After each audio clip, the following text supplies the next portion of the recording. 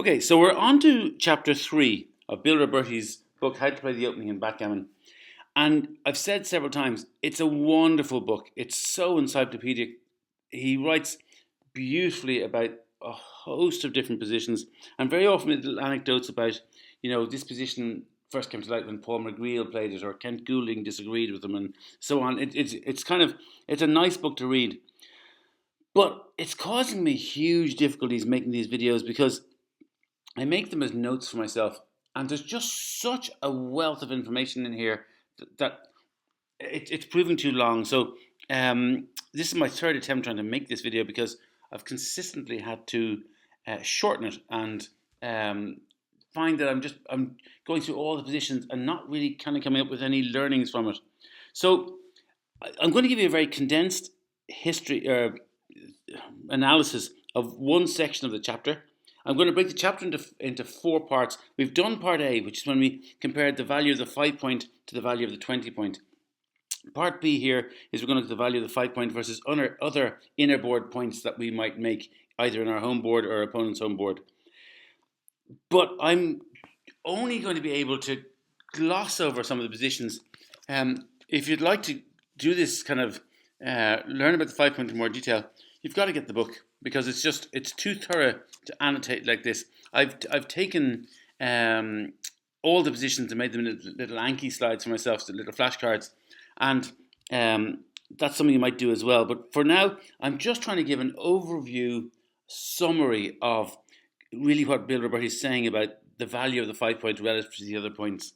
So, as I said, we've looked at the 5 point versus the 20 point. So our golden point versus our golden anchor. Now we're going to look at the 5 point versus the 21 point. And you might think the 21 point is another good anchor. It is, but it's only our third best anchor. It's not half as good. The 5 point is such a great point that really the 21 point pales into comparison. And it's very easy with the 21 point. Basically, we should aim to make the 5 point unless we're under particularly extremely strong pressure at the back. So if we're under huge pressure at the back, we tighten up and we make an anchor on the 21 point. But otherwise, every single time, make the 5 point. And as I said, Bill Robertie gives a load of positions, but I'm just going to kind of horse through kind of some of them. I'm not going to do the kind of move by move because it just will take too long. But here's a situation where we have 3-1 to play. Up the top right there, we could make the 21 point, but we're under no pressure. So obviously the right move is to make the 5 point. And we can give ourselves a little bit more pressure. Our opponent now is the stronger board. They've made their 5 point. The best anchor we can make now is the 21 point. But it's not that much pressure, so we're still better off making the 5 point. Here too, now we could say, we're always taught that 2 good things is better than one amazing thing. We could use the 4 to come down to the midpoint and make our 9 point, cover the blot there, and tidy up, make the 21 points at the back. That's nice and tidy. But there's a phrase that Bill Robertie comes to over and over again. He talks about the raw, inherent power of the 5 point. And so even though those 2 good things are great, the raw power of the 5 point means it's better. We're better playing 9 to 5 and 8 to 5 and making our 5 point again. Even when, look, if you look at it now, black has 10 attacking checkers up the top there. They've got a nice advanced anchor. Even here, where if we make the 5 point, it's not really much use as a blocking point anymore. But up the top, we're under pressure. Even here, you could be thinking, well, look, are we better off making the 21 point? No, it's very tight. You are slightly better off, but it's much of a muchness. The raw inherent power of the 5 point is so important. We can give it.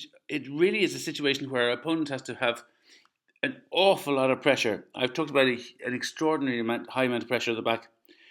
Our checkers, if you look, black again is a lovely diversification up the top there. Very good chance kind of hitting us and maybe pointing on our heads up in the top right quadrant there. But still, if you make the 5 point, it's not even an error. And that's really what the lesson for this is. If you're comparing between making the 5 point and the 21 point, make the 5 point it's either right or very close to being right. And I had to kind of really look for positions where making the 5 point would be wrong. Here's one of them. So black has rolled double sixes. We can make the 5 point now, but if you see it down the bottom there, it's not blocking anything. So for that reason, again, with black has 10 checkers in the zone up the top and stacks that they want to, possibly a blitzing structure, we go for safety here, and it's an error. Again, it's still not even a blunder, but it's a big error, right, to make the 5 point, because really the 5 point there, it's pretty obvious it's pointless once our opponent has, made their anchor beyond our 5 point. Now, have a look at this position. This is the position I showed you earlier on, where we said, look, black was 10 checkers up the top there, beginning to be a threat, but we weren't under such pressure that there was an urgency to make the 21 point. But look at our blot down the bottom left quadrant there on our 11 point. Because if I move it to 5 away, now black is a direct shot of that, and suddenly then, you know what, it's just tidier to tighten it up. We play 9 to 8 just to make that blot safe and make our 21 point. So that's the 21 point. And then I said the moral of the story is always make the 5 point unless we're under huge pressure at the back. Another point we could make is the 4 point. And you might say, well, look, why would you make the 4 point instead of the 5 point? Sure, the 5 point is the golden point. The 4 point isn't as strong. But there's just a couple of occasions where we might make the 4 point. One is if we're making the 4 point leaves a much better distribution. And secondly, if making the 4 point hits or significantly tidier. And so here's a situation here where if you look down the bottom there, we wrote a 3 and a 2. We can tidy up the blot and make either the 5 point or the 4 point there. If we make the 5 point, we'll still have 5 checkers on our 6 point. It's not ideal, but the raw inherent power of the 5 point means it's still the right thing to do. But if we take that position and we just give a little bit of a change to it here, now black has a better board. They've made their 5 point already. We're way ahead in the race and black is 3 checkers back. We really want to preserve our race lead and play safe. So we don't want to be hit. And we want to play the safest we possibly can. So we want a slightly better distribution. And in this situation, playing the 4 point isn't a bad thing at all. But still, even here, making the 5 point is correct. And just learning from this position is just something that really stood out for me from reading Bill Robertie's book that I haven't heard from any other analyst. And it's this. We get told at the start about the 5 point being our golden point and the power of the 5 point. But he says that the value of the 5 point compared to other points, it really is greatest when in positions early on when there's very little structure to the game. The more structure the game develops, the more we're into game plans and things like that, the less the 5 point matters.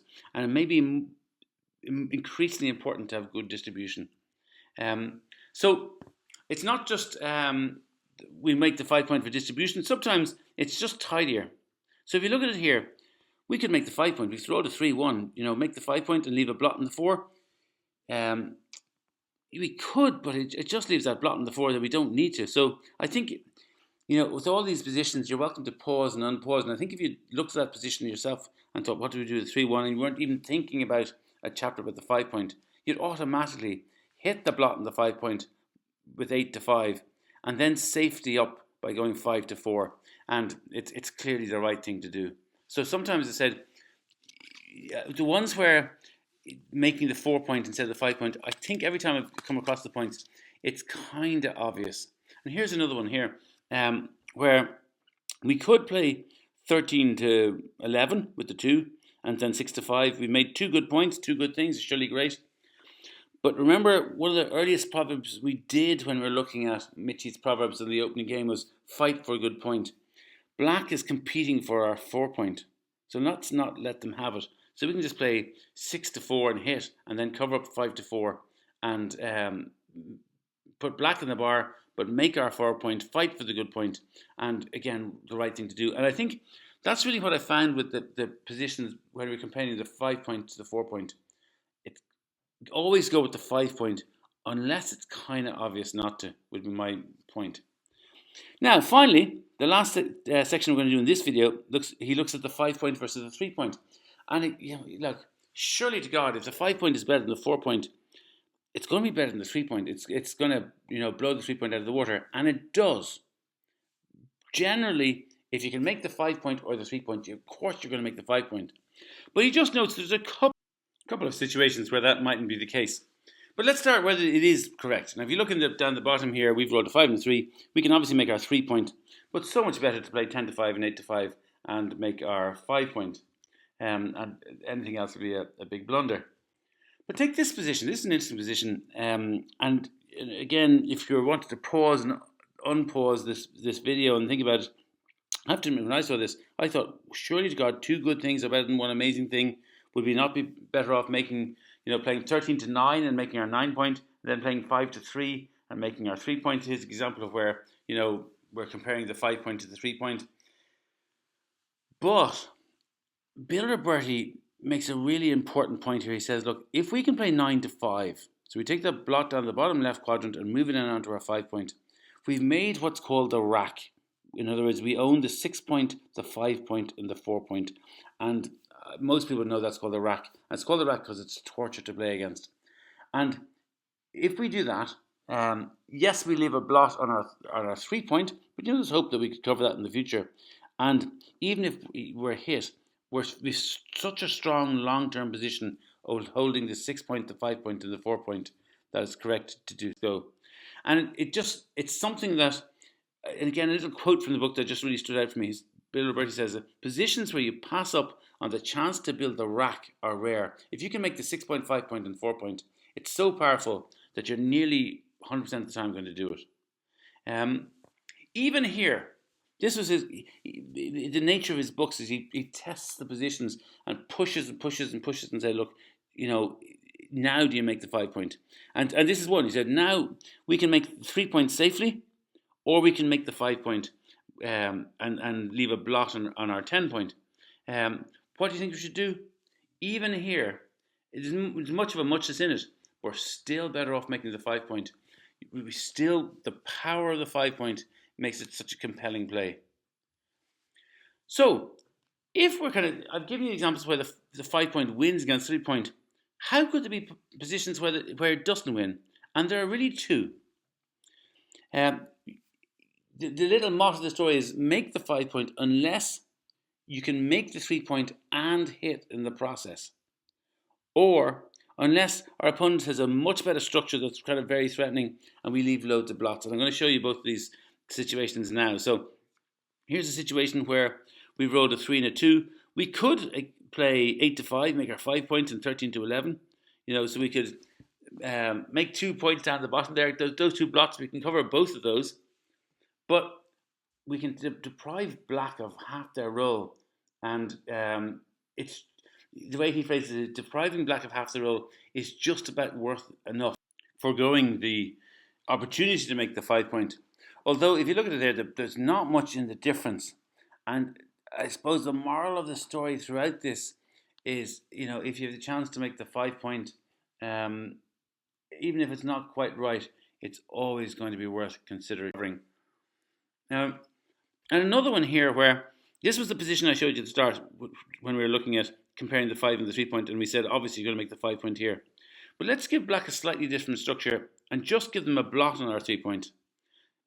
Before it was obvious, it was a kind of a blunder not to make the 5 point, but the minute we give them a blot on the 3 point that we can hit and cover, so we play 8-3 and 5 and 6-3, that becomes the right thing to do. And look, the 5 point now becomes the blunder. Similarly, that's the idea of if you can hit in the 3 point, you should do so. The other reason you might make the 3 point is if black has a much better structure than ours, which you look in this particular slide here, up the top there, black has a very good attacking structure. And if we were to make the 5 point, it would leave us even more exposed. It would leave more blots out there. So if you think about it here, we've rolled double 3s. So 1 3 has to bring the checker in from the bar, and there it comes in from the bar. Another 3, obviously you're going to hit up the top there on the top right with 24 to 21. But what do you do with the other 2 checkers? And you could make the 5 point. You could play 8 to 5 with 2 of our checkers, like this. But the problem now is, have a look at that.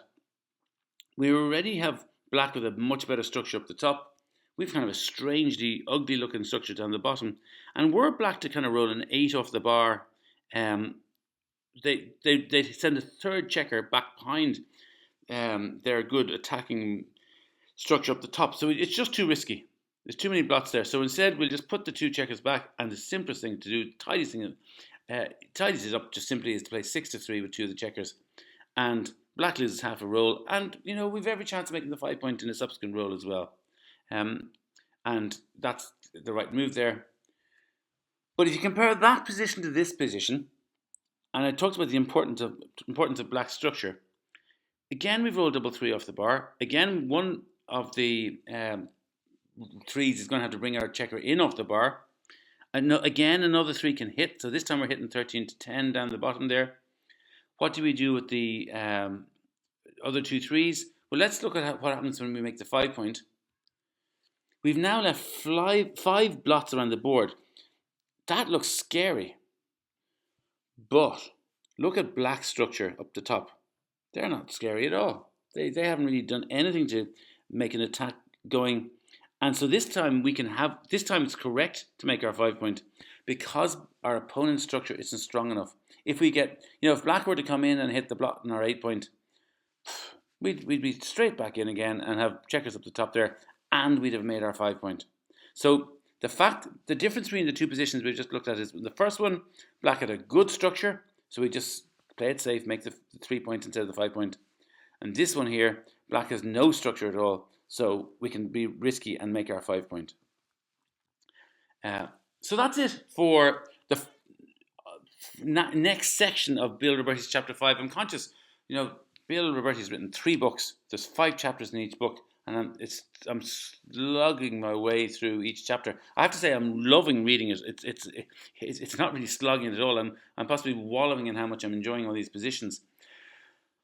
But it's slow going. But there's no point us doing this and not learning from it and rushing our way through it. So that was a section where he compared the 5 point to other inner board points we can make. In the next section, we'll be comparing the 5 point, making the 5 point to making other points and good improvements around the board. And that video will be coming shortly.